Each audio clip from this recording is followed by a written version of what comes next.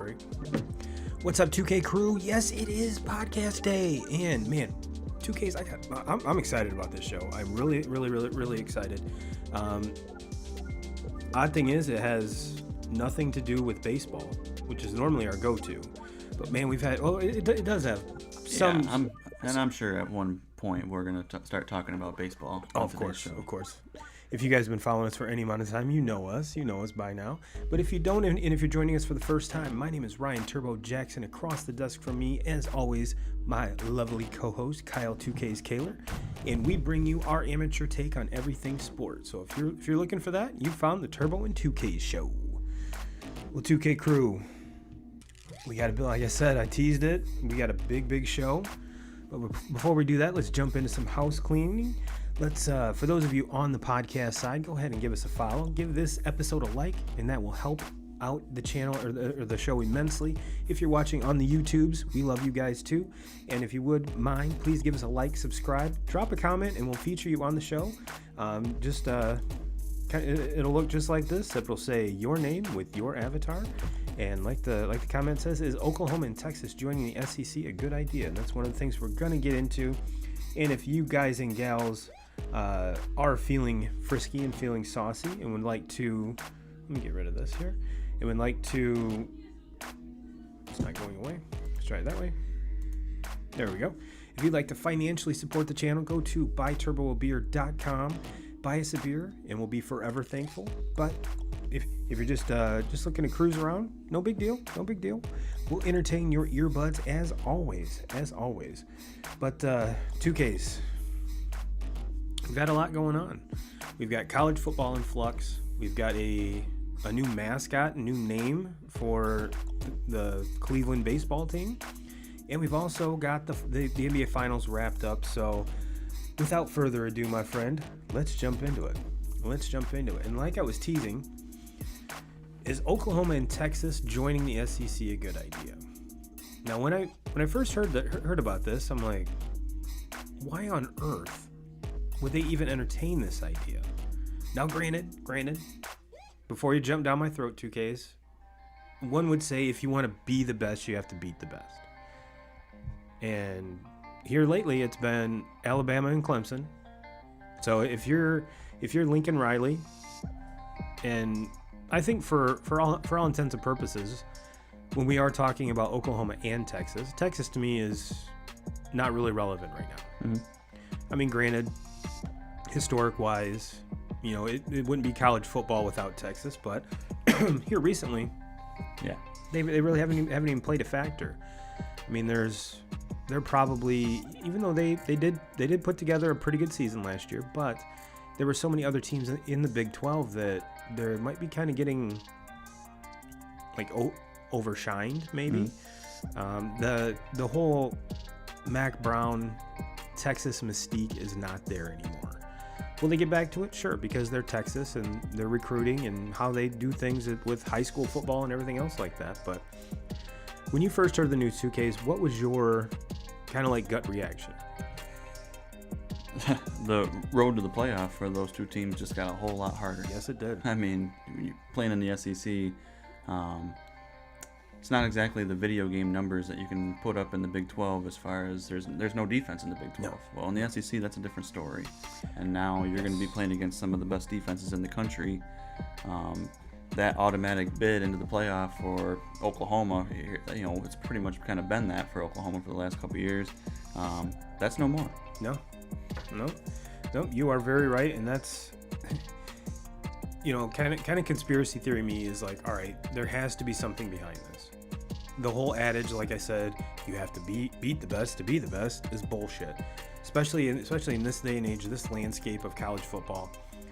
My thing is it's got to be money driven. Mm-hmm. It really does, because like you pointed out, that was my first reaction as well. It's like, all right, well, I'm not going to go out and say that Lincoln Riley and the Sooners have limped into the playoffs, but when they haven't had a stellar team. They haven't had a juggernaut team like your Alabamas and your Clemsons. It's been they're just kind of the best of the rest, and they get into the playoff and just get fucking destroyed.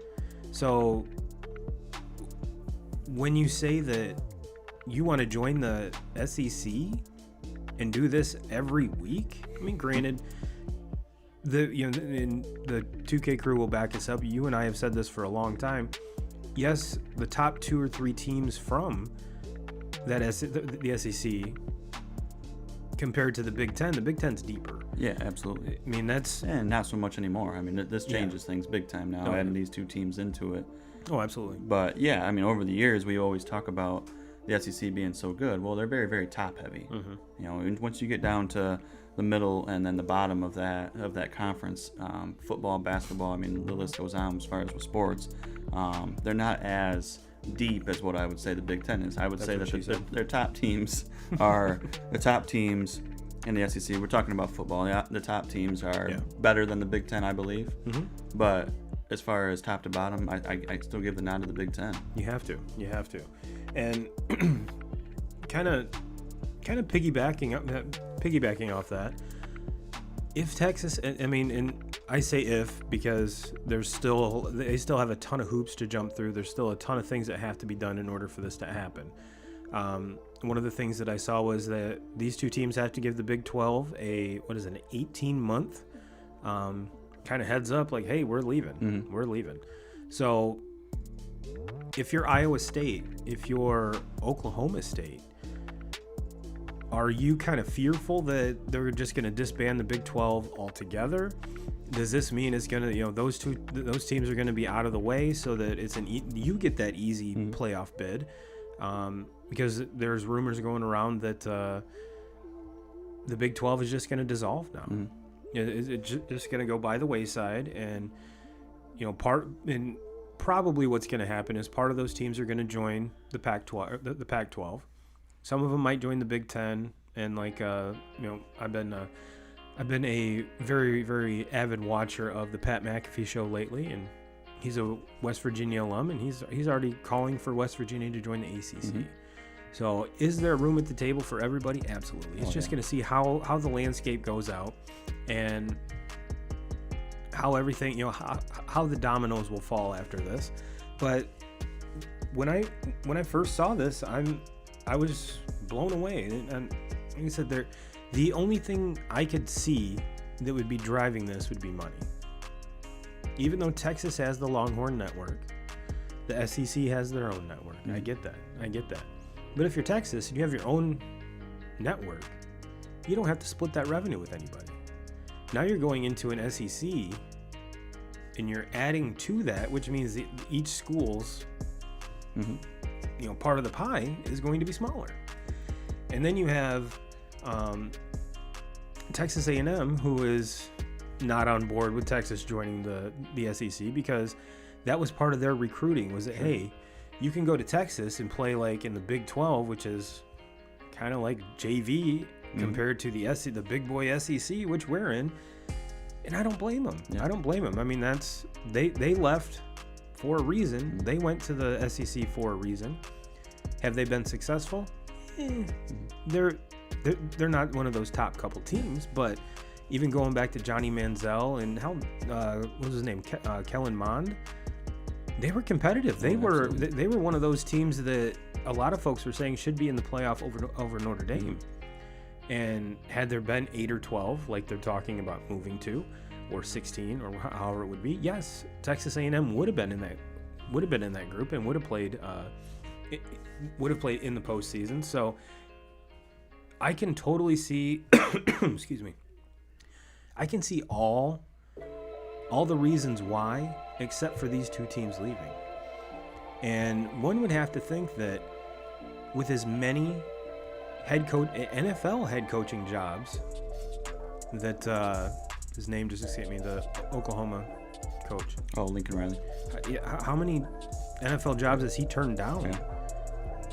So you have to think he's going to be there for a while, and this has to be, I'm not going to say driven by him, but it has to be signed off by him for sure.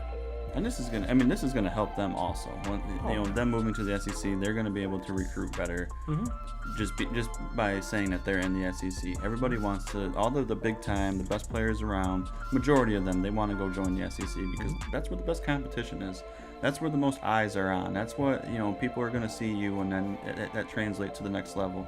It's all about getting, your draft stock. That's all that's really all that matters these days in the college game. So, no, this is going to benefit everybody. And then, the first thing that I kind of thought about when I heard the news was, well, all these teams in one conference. There's only 4 spots in the playoff right now. I mean, I don't think it's possible for 4 teams to go from the same conference into this. I mean, they're just going to beat up on each other. But then I got to thinking, like, this obviously isn't going to take effect for a couple years. Right. Probably by the time that this happens, I would imagine, I mean, with as much news that you hear every single year about this playoff, that the playoff's going to get bigger too. Yeah. It's going to go to possibly 8 teams, maybe it even goes more than 8 teams that make it. So then you can see the possibility of 3 or 4 of these teams going from the SEC and making it into the playoffs. So or at minimum too. At minimum Absolutely. too, because honestly, the way it is right now, the likelihood of two teams from the same conference making it, very unlikely. Very unlikely. However, if the trends continue, because we really didn't see anyone from the Pac-12 last year be worth a shit. So having that Power 5, that one Power 5 conference kind of be in a lull, could it happen? Sure. But obviously with the 8 team format, or 12 or 16, or if you're I can't remember his name right now. There's a dude who's calling out for 64 teams. Yeah, that ain't happening. And I'm like, calm the fuck down. I mean, granted, I would say 16 would be the highest that we'll ever see. I don't even think we're going to ever see that, where we get that many teams in it. I could see 10 with like 2 buys, but other than that, I mean, you're just gonna you're gonna wear the players out. Absolutely. B, and especially with players being able to get paid. Yes, now. that's the big key in it, is you don't want to play too much, because a lot of these guys are going to be entering the draft just after this game. And how many big time injuries have we seen in postseason play in college football that has affected players leading into the draft? And when it comes down to it, with what we see today, the draft and your draft status and where you're getting drafted is a bigger deal than these bowl games for a lot of these players. Yeah, I mean, even looking forward to that, how many of these players are just going to be in it for the money and just opting out a bowl season period, whether you're in the playoffs or not? Granted, I don't think it would. I really don't. I think that might actually hurt them by not. I mean, if you don't make the playoffs, that's fine. I mean, we've seen it happen already. But now you add a little bit more coin in these boys' pockets. I mean, how it's already rumored that I can't even remember the kid's name, who's going to be the quarterback for Alabama, is already making $1 million. So that didn't take long. So this is the whole situation itself is very fluid. I think even when they do get the nod to move, I think that's just the first domino that's going to fall, and there's going to be a lot of other things that are going to go in succession, but it's going to be interesting to see. It's going to be interesting. I mean, obviously it's not going to happen, but for this season, so it's something that's going to be we're going to have to look forward to and kind of see where the ball rolls and see where everything ends up from there. So I think it's a horrible idea, to be 100% honest. I think just because, yes, you join the SEC, for all the reasons you say, joining, I could see as very positive for all parties, included. If I'm Oklahoma, I want to stay where I'm at. I want that easy path. I want to be or the easier path. Sure. I want to be in one of those top 4 teams every single year, because to me, that would be a better recruiting tool than being in the SEC. I think it's going to be at least a year when they join that Oklahoma, it becomes one of those top teams, because like we said, in the Big 12, no one plays defense. You're not going to win an SEC ball game like 58-54. No. It's just not going to happen. But that, and I did a video about it yesterday on the channel, so go ahead and check that out, and you'll get it was a short, so you won't get a real long video, but yeah, if I'm Lincoln Riley, I'm selfish. I want to be King Big Dick in that pool as long as I can, instead of going and playing swords with Nick Saban and the boys. Now, granted, I have no problem sword fighting in the playoffs, But during the regular season, Yeah. And on the flip side, if you're Nick Saban, do you want these teams in there? No, you don't. I wouldn't want him either, because Nick Saban's used to the cakewalks. Yes, absolutely. Like the 2 games a year that matter. Yeah. And now you would think that, especially the first year, the schedule makers, what they'll be. Oklahoma and Bama are going to be playing each other, at least for the first 2 years. Home and home at least. Yeah. You got to think that I almost think that this puts more pressure on someone like Saban, sure, than it does on these two.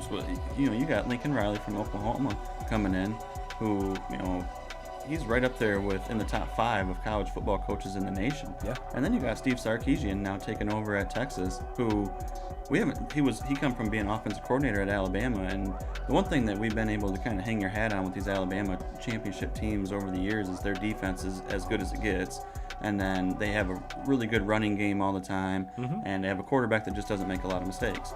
Sarkisian goes in as an offensive coordinator at Alabama, and he basically turned that team into pretty much unbeatable, in my opinion, because of not only was their defense still really, really good, but their offense was the best in the nation. It's not even an argument. It's the best offense Nick Saban's ever had. That Alabama football team last year, there was nobody that could beat them. I mean, going into that playoff, it was like, this is obvious. I don't think there's anybody that can even belongs on the same field as these guys. Well, look at how many, just on the offensive side, look at how many folks were drafted in the first round. I mean, you had your big 3, your big 4. Yeah. 2 receivers, a running back, and the quarterback was the last one taken. Which, in my opinion, looking at all the quarterback, taking away from Trevor Lawrence, I think he's going to be the most consistent. I mean, granted, he's in a little better spot than a lot of the other guys are, but hell, when you're Mac Jones and you go, hey, you knew the Patriots were going to try to get you, and when you fall to them, it's even better. Absolutely. It's even better. Yeah, and Sarkisian, he's coached in the SEC now. He knows. He knows how to recruit that area, obviously. So I think it'll be a very good transition for them. And let's be honest, Texas has been a very mediocre football team for, probably the last. They remind me a lot of Michigan.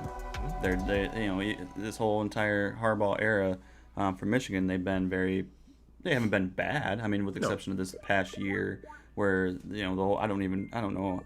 Just because it was so bad, I don't even count it as a season. Oh. Because it was just a big old blow up. They didn't even play their last 3 or 4 games on the schedule. It's true. It's true.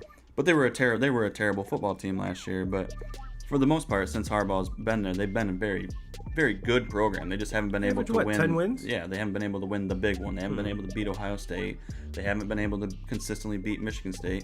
Well, I think Texas is kind of in that same boat. Yeah, they haven't been able to get over Oklahoma. They haven't been able to, but they've been good. It's not like they've been getting blown away and an embarrassment. But with Sarkisian taking over there now, we've seen what he can do with an offense. Obviously, it didn't work out when he was at USC, but still had a very good offense there. Well, his off the field shit kept him from being successful on the field. So, he gets back into it.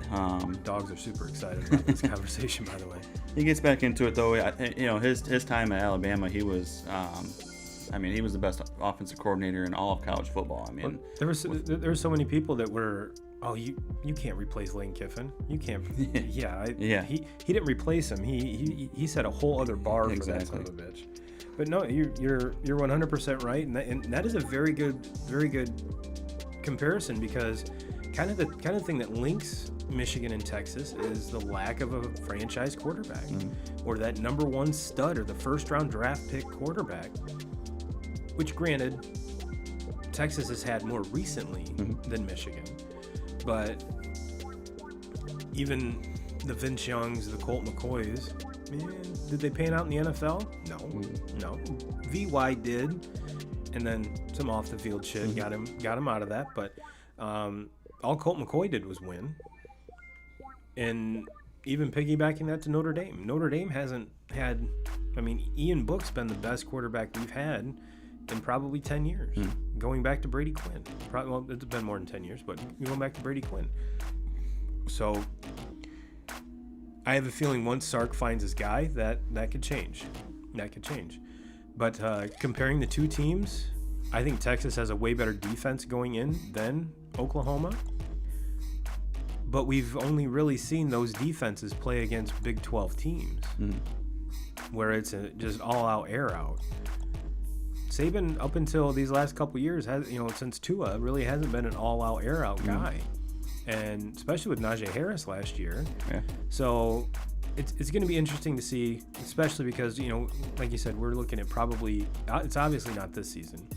The earliest would probably be next season when this happens. So it's going to be cool to see how it all plays out, and then when the dominoes do fall, where does everybody? I mean, it's going to be musical chairs for spots in different conferences, and I don't know. It's going to be interesting to see because, like Pat McAfee was saying, the boys at West Virginia have to get on a plane every week for an away game, and they're flying 2 and 3 hours at least to every school in the Big 12.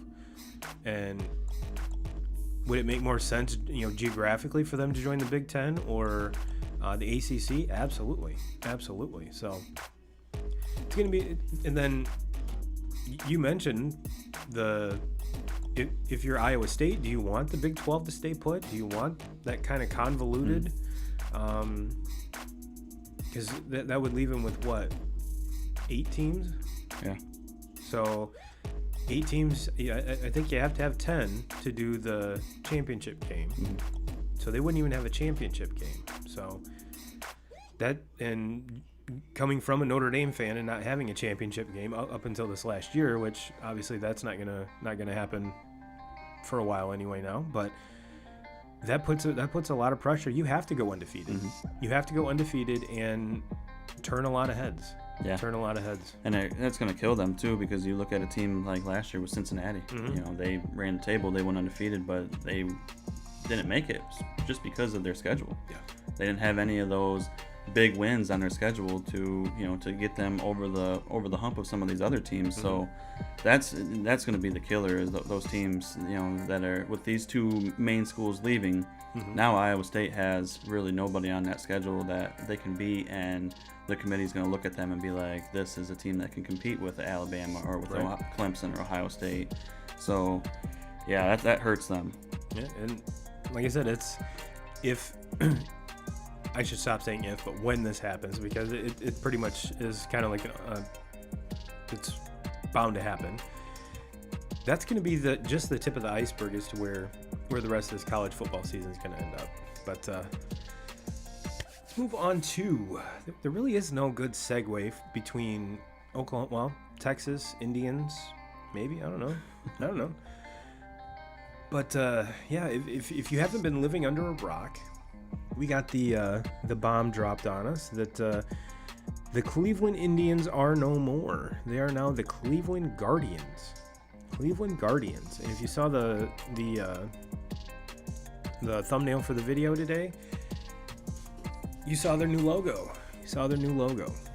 Well, since I kicked the last topic off to you to get it started, I'll start this one and I'll get you, see if you agree, disagree, think I'm an asshole, which you probably already think I'm an asshole, but I'm not against this change. It's just weird timing. Why do this in the middle of the season? If you're one of the current Indians, you could take this one of two ways. You could take it as, well, they're giving up on us in the season and we're just kind of, everything's done and we might as well just look forward to next season. Or you could take it, and if you're part of the 2K crew, and if you aren't, here is the link, maybe, to join that. It is facebook.com/group/2K crew. And when you're on there, answer the questions and tell me that Turbo is your favorite out of me and 2Ks, and I'll let you in the group. But there's been some memes going around, kind of taking the movie Major League and making fun of the new logo and stuff like that. And this could be, if you think about it, maybe it's Tito and the boys getting I'm not even sure who the owner of the Indians is, but maybe getting a little cardboard cutout and they rip pieces of the pieces of his suit off, and for every win they need to make it to the playoffs. I don't know. So you can either think of it, if you're a player, either you don't give a shit, or B, are they just kind of forgetting about us and we're just gonna everything's looking forward to next year, or do you use it as motivation to be like, because there's not going to be any more Indians teams ever, and you obviously can't be the best Indians team ever, but could you be the best? I mean, to me, you would want to go out the best you can. That's just me. But another thought is, I would have taken a little more time and consulted at least one more logo guy, because that logo is fucking awful. Fucking awful.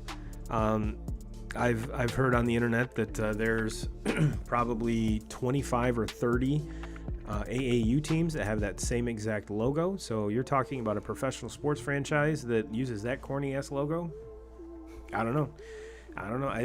To me, it's now the only way they can redeem themselves is if the mascot itself, the Guardian, is like this badass dude, and with the name, you know, you're kind of competing with like movies and shit. So you think, am I opposed to the name? No. Could you have been a little bit more creative? Sure. And I know there's going to be a lot of people that are like, all right, well, where's that little raccoon guy from the movie, and where's like the piece of wood guy? I haven't watched the movies. I've just seen the pictures.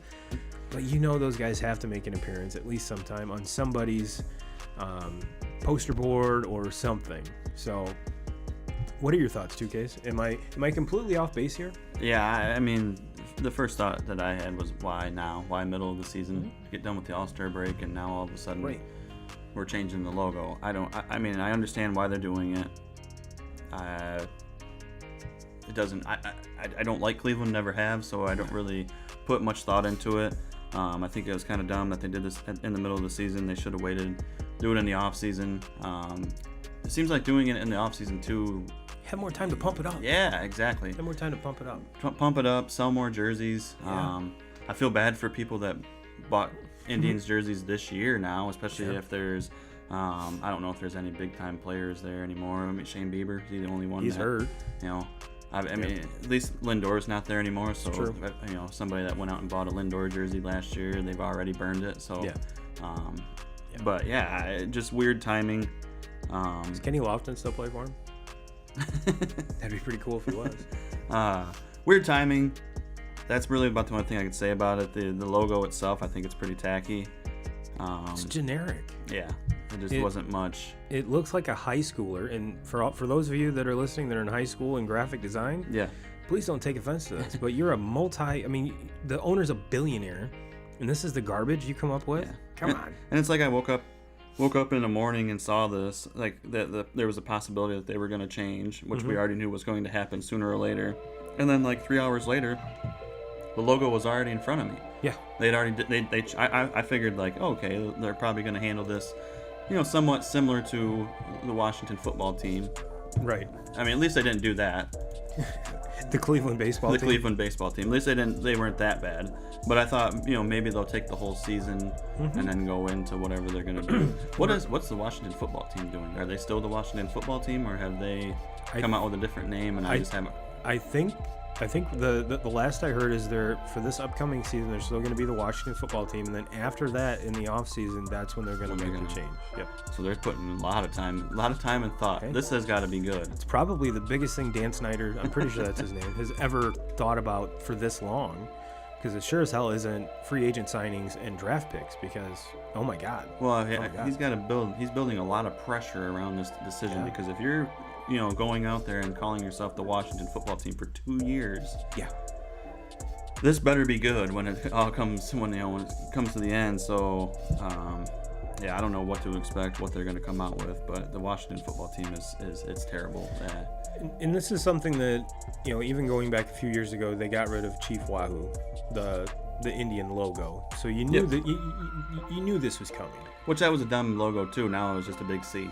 Yeah, which Chief Wahoo, and that's the last year they had him on any sort of garb was when Justin and I went to Progressive Field and watched the Cubs game, or Cubs and Indians, and I made sure to buy a hat with the logo on it just because I knew it wasn't going to be around. And that, I mean, if you're a baseball fan, I guarantee you've watched the movie Major League. And for those of you watching live on YouTube, let me know your favorite part of Major League, because if you're a baseball fan, you know that movie front to back, top to bottom, forward and reverse. But so of course I had to get one, and that's one of my things is whenever I go to a new stadium, period, I buy a hat. I buy a hat just to kind of commemorate my experience and stuff like that. But that was one I wanted to make sure that I got. But yes, moving forward, the logo with the just the C's, bland, corny, which kind of leads me to how long is the Atlanta Braves going to be around? Even going so far as Central Michigan, the Chippewas. How much longer are they going to be around? I think it's all just going to be a matter of time before all the Native American names are gone, and then they start coming after my Fighting Irish, because it's another nationality, I guess. But no, to me, the marketing team, I mean, this had to come down from the owner, because if you're the marketing team, you want time to pub this. You want time to poll the fans. What do you think the name of the team should be? Granted, when we saw can't remember what boat they were naming, but the internet named the boat Bodie McBoaterface. I mean, baseball baseball face. But no, I mean, there's so many creative ways that you could get the community involved and get some hype around it before you just kind of the Guardians. Yeah, the Guardians. But no, like I said, I'm not against the name. No, I don't think it's a terrible name. The logo is yeah. You have an entire year. Yeah. to roll this out. What's the point now? It looks like someone did it in Photoshop in like an hour and a half. That's literally what to me what it looked like. Well, 2Ks, did you notice that the NBA Finals, we have a champion? Yeah. We have a champion. And, well, before we get into that, let's tease that a little bit. Before we get into that, we're getting about that time. We got to start pub fantasy football. Yes. We touched on it a little bit last week. But yeah, I feel like we need to definitely have a fantasy football show here real soon. Oh, yes. And to be honest with you, I haven't really done much looking around. I mean, I've looked at maybe the first 1-2 rounds, but I really haven't looked deep into it. I have not either. But I woke up this morning and I'm like, it's getting close. Yeah. It's getting close. As soon as August hits, that's when it's okay, it's fantasy football time now. Now it's time to, because you gotta get your draft in before Labor Day weekend, because that's I mean, usually the Thursday after Labor Day is the first week. So unfortunately, this week I already got news for Rams, Cam Akers, who I kind of considered possible late first rounder, definitely second rounder this year. Comes up with a torn Achilles, out for the year. I didn't see that. You should have kept that to yourself. I might have drafted him. But yeah, he was one that, especially late at the end of last season, he was really coming on. Had a really good game in the playoffs against the Packers. I really truly think he was a possible first rounder, definitely a second rounder in fantasy. Well, you know what? Fuck it. Next week, fantasy football show. Let's do it. All right. You heard it here first, 2K crew. But you heard it here first. But yeah, just want to throw that out there. I'll get information. I'm gonna try to get it tomorrow. If not tomorrow, it'll be Tuesday in the group, so that so everyone knows what's going on. I'll get with you, make sure we got the draft date, time, all that good stuff. And I have a feeling. 2Ks, we're gonna have 2 leagues this year. Nice. Gonna have 2 leagues, so maybe that'll double your chances to make the playoffs. Yeah, we gonna play them both. Oh yeah. Playing both leagues. Oh yeah. But getting back to the NBA Finals. Sorry for you NBA fans, just had to interject that there before I forgot. But yeah, we have Giannis sitting on top of the NBA world, and I actually watched more of these games than I probably would have, because even going back to last year, I think I watched one of the finals games. Not because I'm a LeBron hater or he wins too much. It was the shortened season, and yeah. To me, it's kind of like the Dodgers winning the World Series last year. You can't really put as much weight as a regular season on it, but it was refreshing to see two different teams. If memory serves me correctly, not a single player on either squad had a ring. Mm-hmm. And then once the two Antetokounmpo brothers joined their other brother with a ring, man, the internet memes just started flowing, and I love it. Unfortunately, as you guys and gals know, if you've been following the show, I told you to hit the Suns hard with your betting line. I jinxed them. The Turbo and 2K's jinx. You told everybody to jump on them, bet on them, and then you cashed out. I sure did. I sure did. So you jinxed them. You jinxed them by cashing out. You cashed out. You're probably right. You took your winnings and you jinxed. Yeah. You're probably right. It's just with the way the world is today, I didn't want that to play into the finals, and I just had a sneaking suspicion, which I was wrong. Thankfully, I was wrong. But yeah, I was, the old adage, scared money don't make none. But this time, scared money did make me some. It did, yeah, there you go. So, but no, to be honest with you, even though I had money on the Suns, all of those games were good games. Yeah. They were really good games. All down to the, especially the first couple games where Phoenix gets ahead 2-0, they just kind of coasted on both of those wins. But then all four of those, Milwaukee wins, 4 games in a row, and kudos to them for that. All those games could have went either way, though. Absolutely. I mean, all come down to basically, the One last bucket. couple of possessions of the game. And and plus when you were talking about putting your money big time on Phoenix, I think it was kind of a question of what Giannis were we going to get? Was Giannis even going to be playing? And he answered it with maybe the best finals, 4-game stretch that we've ever seen in the history of the NBA. He just flat out took over. And when he's playing at that level, and then you get what you get out of Chris Middleton, Drew Holiday stepped up. He was a stud. But what Giannis did in that 4-game stretch, and he just took over. He took over, and it wasn't only offensively; it was both sides of the floor, rebounding. And he put the team on his back, and kudos to him. To be. Not very many guys can, especially in the NBA, are winning championships today with the team that drafted them, with all basically the same guys that he started with. Chris Middleton and him have been at this for I think 8 years now. Is the number that I heard.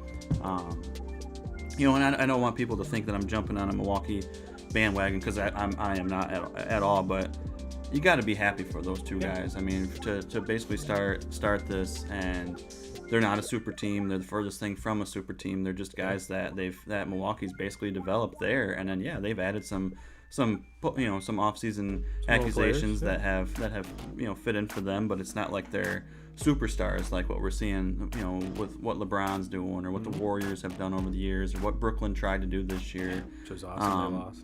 Yeah, and I think that it was such a breath of fresh air watching this finals, because the Suns were the same way.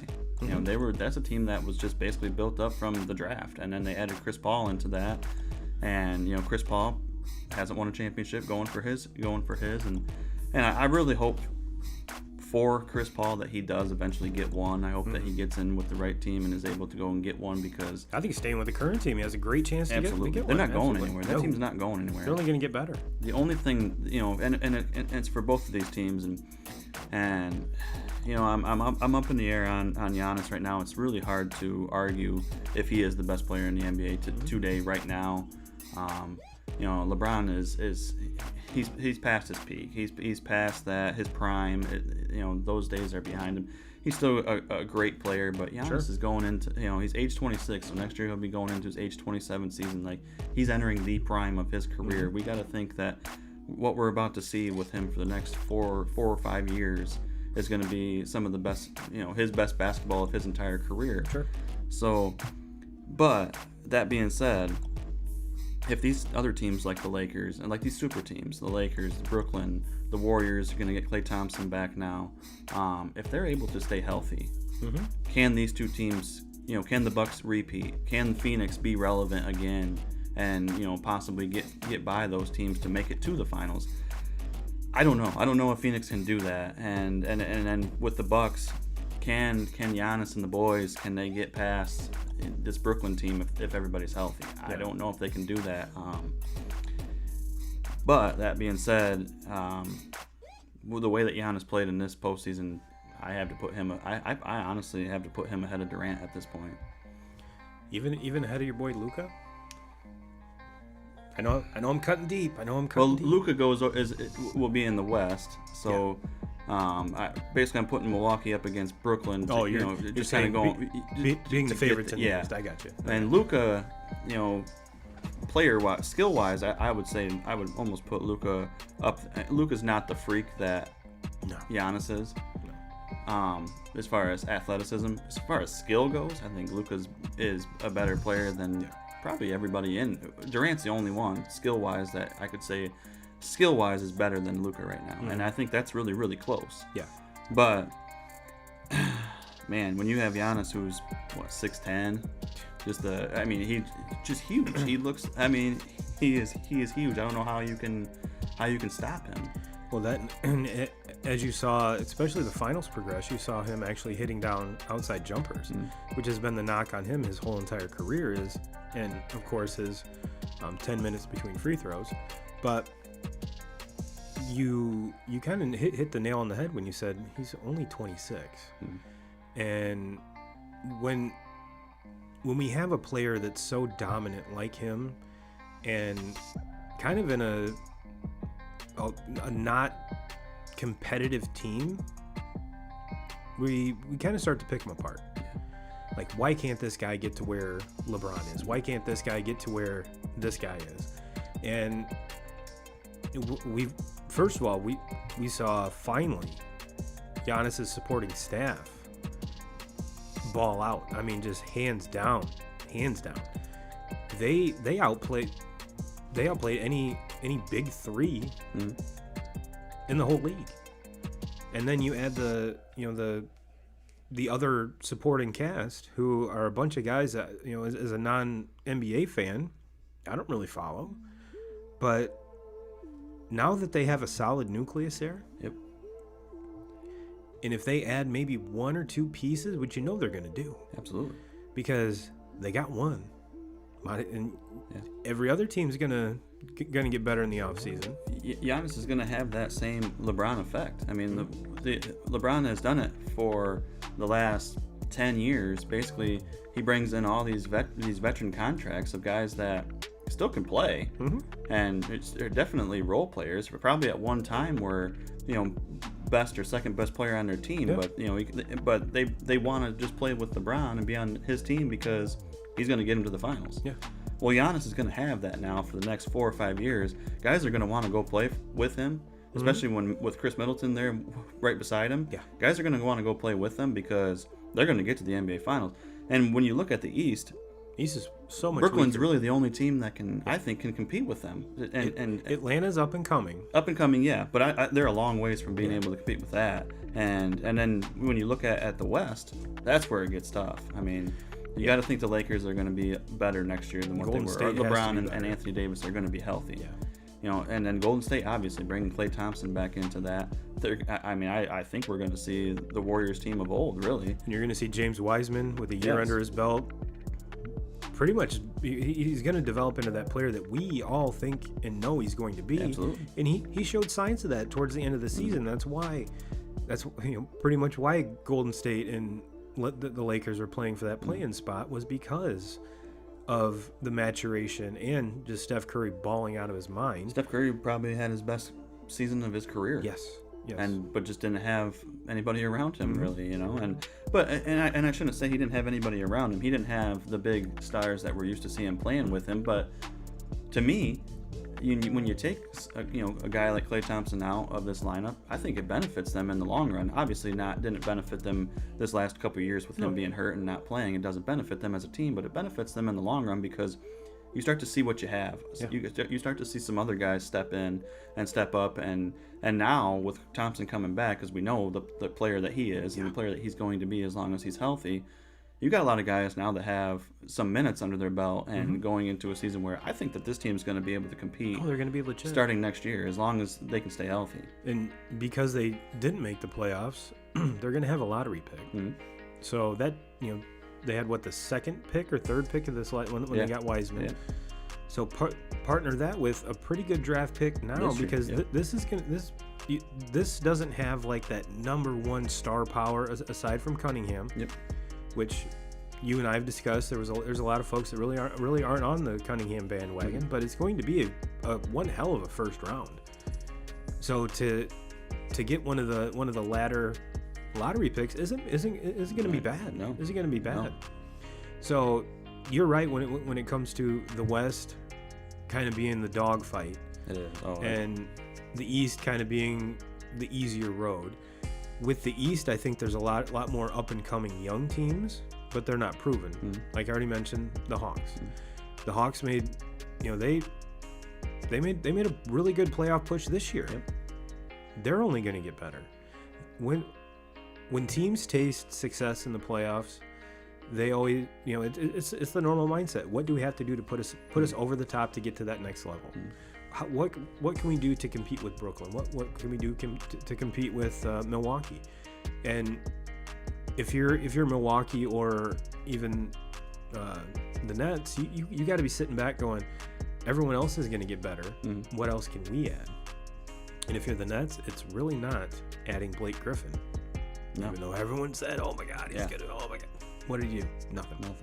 So, but no, and getting back to the Bucks, like I said, I was happy to see it.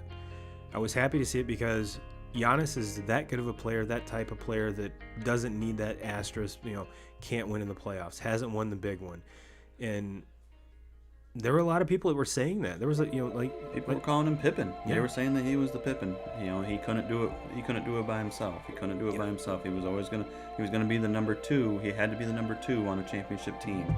And I mean, let's be honest. A lot of things fell into place for this to happen. I'm not trying to knock Milwaukee by any means because they earned it, but things happened with as far as injuries go this year to where I think if some guys were healthy that were not necessarily healthy going into the playoffs, that this probably would have been different. Yeah.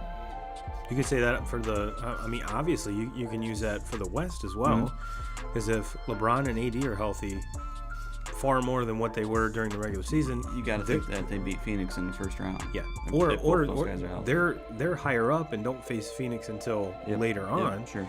And you take into account Kawhi Leonard. If he's healthy, the Clippers already made waves even without him. You can't tell me that team's better without Kawhi Leonard.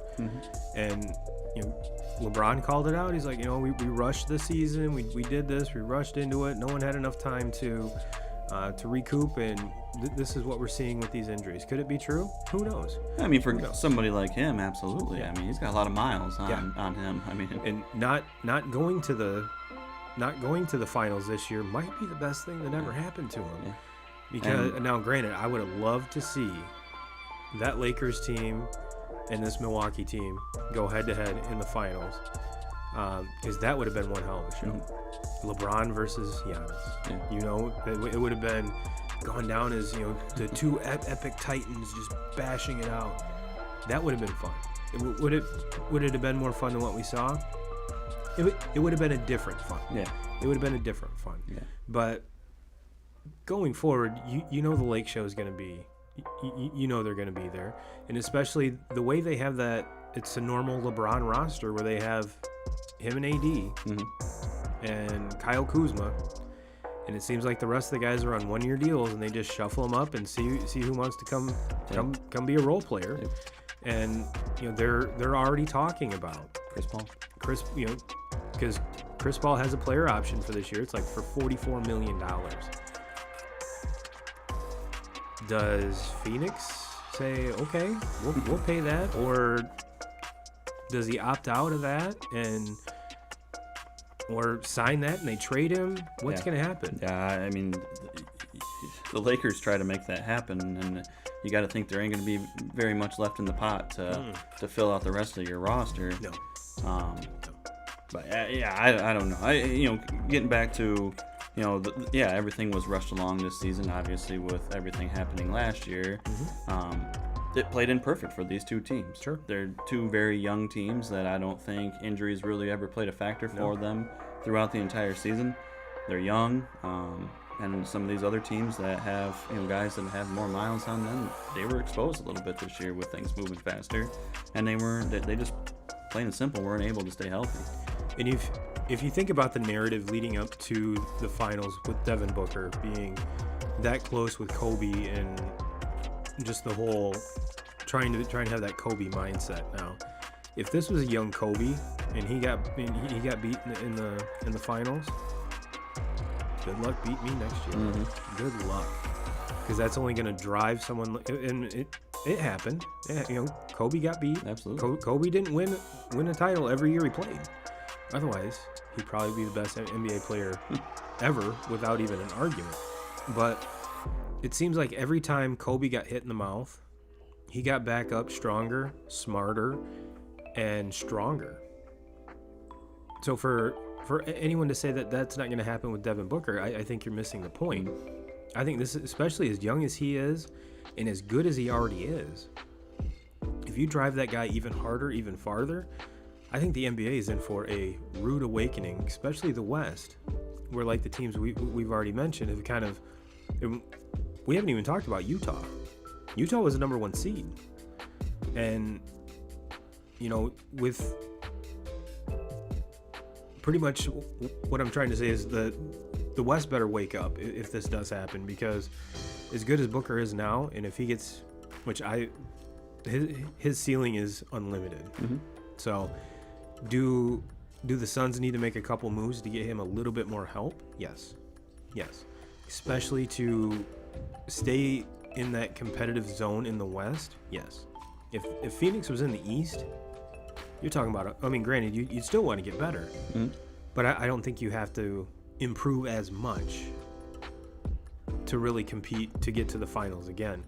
But then again, once you get to the finals, who do you play? The West. Yeah. The West. So I think with the way the NBA is constructed now, it's going to be interesting to see how free agency in particular, and then of course the draft, how it's all going to pan out, how all the free agents are going to fall. And even with everybody healthy, could we see these two teams back at it again next year in the finals?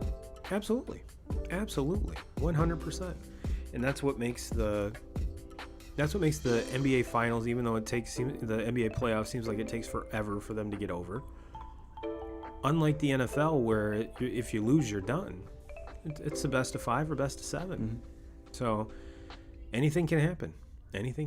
So I'm for one, I'm more looking forward to this upcoming NBA season than probably any NBA season I have for a long time. Just because we're seeing 2 new powerhouses kind of evolve in front of our eyes. Now that you've made it, what do you do now? What do you do now? So, and that's probably why I'm not a GM, because I'd go try to sign everybody I could to make sure that I would be back there, and not only back there, but win. 2Ks, we are over that hour mark, my friend. Is there anything you want to wrap up? Anything that we didn't hit? One thing I did want to touch on before we let everybody go is want to give your Tigers a big shout out. They're playing some good baseball. Up until this weekend. This weekend they got swept by the Royals. No, I mean, the news around baseball this coming week is going to be what happens at the trade deadline. Mm-hmm. Obviously, when we meet next Sunday, the trade deadline will be beyond us. So Which we've already seen Nelson Cruz move. Yep, we'll have a very good idea of what happens. Me as a Tigers fan, I don't know what they're gonna do. I know obviously we've heard probably for the last month and a half Jonathan Scope in trade talks. Yep. Honestly, I don't really want to see them trade him. Me either. I don't think that they're gonna get what he's worth in return out of it. I think he's going up on a contract year where he can go anywhere after the season. So basically, if they do trade him, he's gonna be a rental. Mm-hmm. The teams aren't gonna be willing to give up much for that, and he's made it pretty obvious that he would like for the Tigers to, kind of extend him to a longer term deal. So he's been their most consistent player all year. 2 years in a row. 2 years in a row, he's been a 280, 290 hitter and led the team in home runs. And he can play, pretty much every position in the infield, with the exception of shortstop. But he's a solid second baseman, solid first baseman. He can play third base in a pinch. A lot of things I like about him. So I think he's the big name that other teams are going to be interested in. Sure. But unless the offer totally blows Detroit out of the water, I would not like them to. I don't even really want to see him do anything. Kind of keep this team together, because I do think it's a pretty decent team, and you got a lot of young kids with possibly coming up at the beginning of next season, and we'll see what they do this off season. Hopefully they start to put some money back into it and bring in some bigger names. We'll see, but I'm excited to see what some of these other teams do. And we saw the Padres made a trade today, landing Frazier from the Pirates, so that kind of solidifies them. I mean, he leads all baseball. How much longer is Brian Hayes going to be a Pirate? Yeah, Frazier leads all baseball in hits this year, so to add that to already the dangerous lineup of the Padres, maybe the best lineup in all of baseball, and now they add that, just someone that's on base all the time. Yeah, and it's really helpful to have people on base when you have those mashers behind him. So no, it makes total sense. Yeah, I just keep on thinking about what that means though for the Padres is, obviously you're not doing anything with the left side of your infield. Machado and Tatis are not going anywhere. No. Second base has been Cronenworth, who's been awesome this year as a rookie. I kind of think the odd man out might be Hosmer at first base. He's been below average, hasn't been very good for them the last couple of years. I think this might be move Cronenworth to first. Yeah, yep. I can see that. That's kind of what I see happening. I think with Hosmer, he might just be. He's still going to get reps. He's still going to play because it's Eric Hosmer. But as far as that everyday lineup, he might be the one guy right now that they could afford to move out of the lineup, because obviously with the way Frazier's hitting the ball, he's going to be in there and so. Especially you're bringing him in. Yeah, you made that trade, so you had to give obvious. something up. Yep. And so we've with the youth resurgence, I guess you could call it, in Major League Baseball. I mean, prospects are gold, because you never know which one of those is going to become a Mike Trout. Yep. So it's. I guess if you're the Padres, it's a good problem to have. Yeah, absolutely. And then looking forward, do the Cubs move everybody or anybody? Yeah, I mean, what's going to happen with Chris Bryant? Is he still going to be a Cub by the time we're talking here next week? Is he still going to be a Cub? Is Rizzo still going to be in Chicago? I mean, the guy that he's the one guy that come up with Chicago when they were bad. I mean, they were the embarrassment of the league, and he's been there the whole time. He was there to win a World Series with them, and now is he going to be moved and out of there, or do they kind of shock us and move Javi Baez? I don't know. I don't know what will happen there. Maybe they keep them all together. I'm not sure. I would be shocked if Chris Bryant is still a Cub by the end of next week. If you look at it, the hottest hitter out of any of those guys is Javi Baez right now. Rizzo's been slumping, which Rizzo's too good of a hitter. Chris Bryant's too good of a hitter to have stats like he did last year. He's already proven that he's the Chris. Before the All-Star break, was on a better pace than his MVP season. So, and now with him barely even playing third base anymore, you don't have to pigeonhole him into one spot. It makes him more appealing to many other clubs. So, all you Cubs fans out there, Bryant's out. Yeah, I think so too. But you can't just give him away. No, you can't just give him away. I think you hang on to Rizzo just because, like you said, he's been the face of that team. It'd be like Atlanta trading Freddie Freeman at this point, or not extending or re-signing Freddie Freeman. That'd just be ridiculous. But do the Yankees become sellers? Do the Angels go for it? Do the Angels buy? Do they buy? Do they buy? Obviously they need arms. They need a pitcher. Max Scherzer. Yeah. Do they make a deal to try to bring Scherzer in and try to make a run with, you got arguably the two best players in all of baseball on your roster? You're a team that, and I mean, obviously Trout's been out for a long time with injury, but Shohei's having MVP season, and one of the best seasons that we've ever seen as baseball fans ever put together, and doing it in a way that we've never seen it happen. That team's got to be in. They got to make the playoffs. They have to. That would be the best thing for baseball, is to be able to watch Mike Trout and Shohei Ohtani in the playoffs. I don't care if they don't make it to the World Series, but they got to be in the playoffs. They have to be in there. So, to me, they're a team that, and you bring Joe Madden into town now. You have the best manager in baseball on that team. You got to make a run for it. Do you make that big splash and go for a guy like Max Scherzer, who obviously has a lot of postseason pitching under his belt, knows how to win, is as intense of a guy as there is in all of baseball. A guy that knows how to win and bringing that kind of presence into your clubhouse can do nothing but good. That's one that I'm kind of rooting for. I've always been a Scherzer fan just because of his days in Detroit. And then obviously he was able to get his World Series with Washington there a couple years ago, so that made me happy. But I would love to see him team up with these two guys now, with Mike Trout and Shohei, and make a run for it. And which, if you're a current major leaguer, why would you not want to play with Mike Trout? Yeah. Why?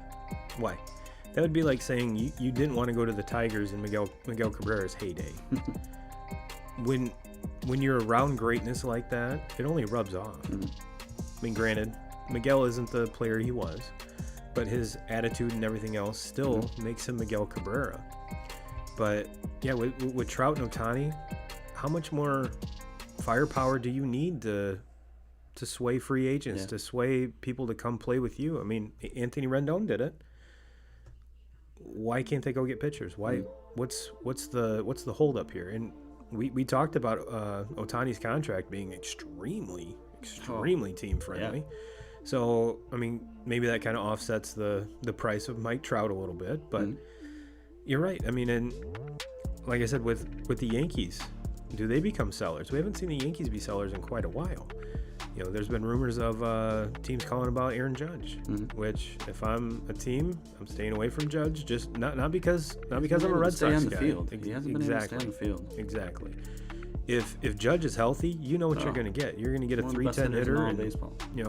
35, 40, 45 home runs and 110 RBIs. But you're going to have to give up some big time prospects to bring that in, and that's just I mean. Obviously, every single day. But you do have them under a lot of control, though. Yeah. So, Brian Cashman is not going to let him walk. Yeah, I don't think that there's any way you see Judge walk.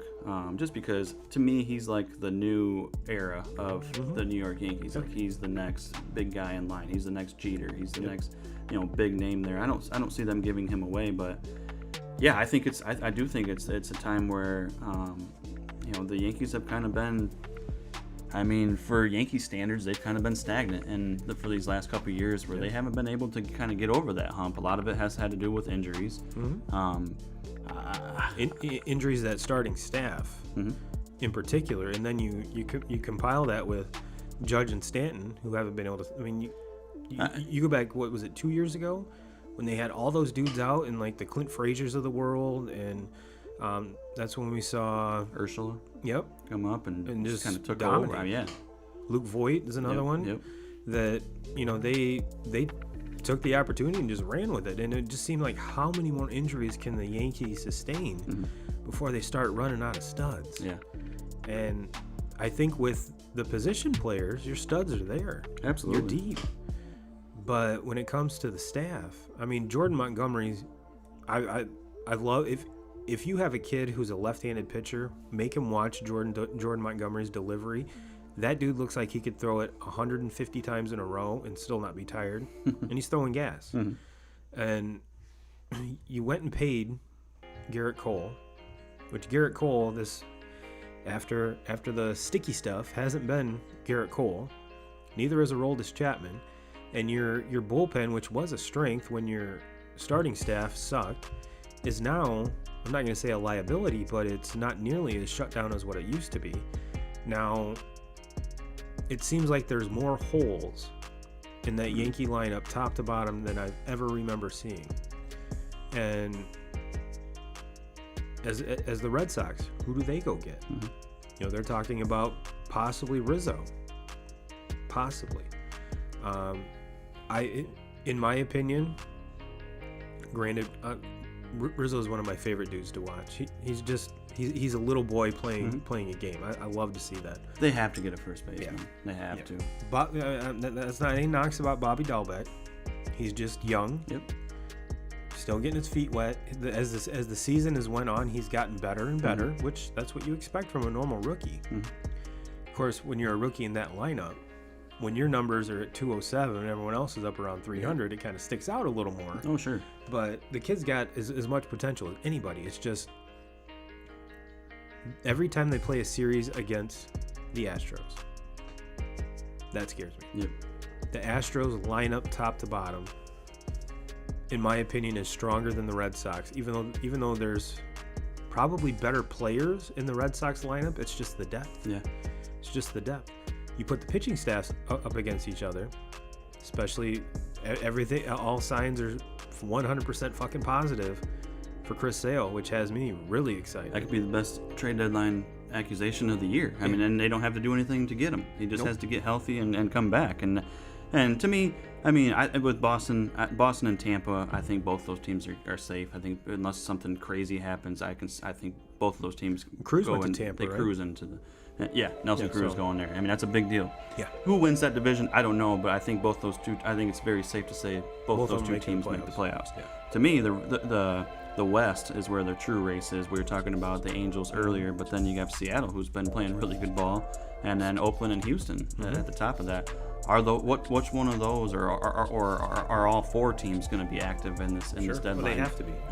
I mean, and then you look at the National League, obviously with the East, the New York Mets, the Phillies, and the Braves. The Braves lose Acuna. We touched on that last week.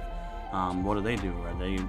Are they a team that makes a big run for this now and tries to get over the hump of the Phillies and the Mets, or do they kind of stay stagnant and just wait till next year now when they get Acuna back, obviously, and then another year under the belt for these pitchers. To me, I think this is going to be a very active trade deadline. I think kind of the last couple of years when we've watched the deadline, it's kind of been just nothing's really happened, not a whole lot of excitement, but there's a lot of teams that have the potential to make a run or have the potential to get themselves in the playoffs. And for a team like the Angels, or for a team like, the Braves, if they're able to get in there, they're a good enough team that it doesn't matter what their seed is in the playoffs. If they just get in, they're a team that you don't really necessarily want to run into in the playoffs. So. Yeah, I think that this is going to be a very active deadline. I'm looking forward to it. I am too. Like you said with the Tigers, if they do let anybody, if they do trade anybody, it's going to be Scope. Which I think with any Tigers fan is, he's won their hearts over. So it would be kind of painful to see him go, especially if I'm not mistaken, it's not an expensive contract. Yeah. So it's very team friendly. The only thing is, like you said, if you don't trade him, you have to re-sign him. He's going to be a little bit more expensive after this, but you can't just let him walk. If you know he's going to leave, you got to get something for him. And Tigers fans are well aware of that. Well aware of that. Unfortunately, but do we see the Tigers take a different approach to this deadline, though, where they take more of a buyer mentality into it? Because we know what they've done with the draft for 5-6 years in a row now. And they've stockpiled a lot of arms in that farm system. And you have your ones that are going to stick. Obviously, Casey Mize and Tariq Skubal are not going anywhere. But some of those other guys that are they just drafted a pitcher that obviously they think highly of. They took him 3rd overall in the draft. And you have a guy like Matt Manning, who I think he falls right into their rotation here for the next however many years. But then you talk about those pitchers that haven't really necessarily been talked about a lot. The Faedos and the Joey Wentz and the pitchers that they just haven't made the Tigers still think very highly of them. They just haven't made their splash yet.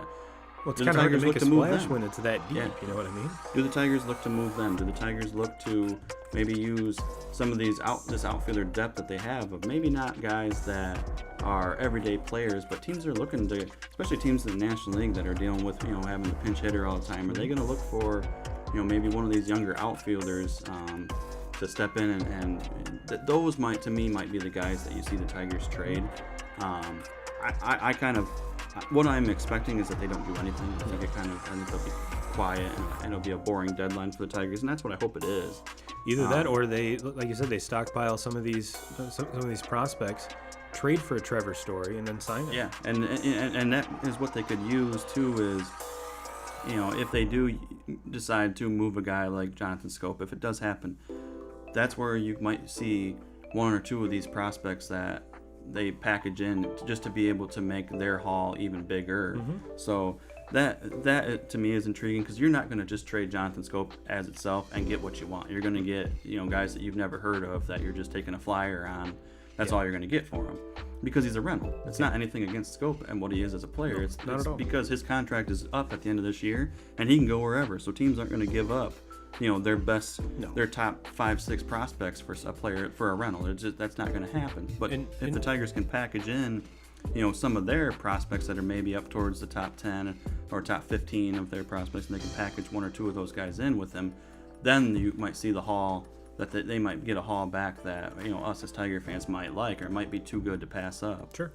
And I mean, when it comes to Scope too, he's not your power hitting first baseman. He's not your flashy outfielder. He's not gonna, on a normal year, hit you 35 home runs. But he's, like you said, he's gonna hit 280, 25, and maybe 80. Yep. I mean, but for a second baseman, that's not too bad. For a lot of these teams that we just mentioned that are in a race right now to get into the postseason, or for like your Boston Red Sox, you can't tell me they wouldn't love to have Scope at first base for the rest of the season. Yeah, or even second base. I mean, second base has been kind of a revolving door for the for the Red Sox. So, and even with my Red Sox, they've been talking about Jarren Durant possibly being on the trading block. I mean, that'd be sad because he's my new man crush. I mean, if you haven't seen pictures of this dude online, go ahead. Oh my God. Yes, for a young kid, he's got some fucking guns. Let's just put it that way. And his first trip up to Yankee Stadium. Hitting bombs. There you go. Hitting bombs. So you're right. It's going to be super exciting. I think there's going to be a lot more traction, a lot more buyers than sellers. But I think it's going to benefit the sellers because supply and demand. Supply and demand. Well, 2K Crew will get you out on that. Everyone have a great week. Thanks for joining us. Like I said, I will put out the fantasy football stuff in the group. If you don't know the group, facebook.com/group/2K Crew. And as always, Jim Rome, we're coming for you.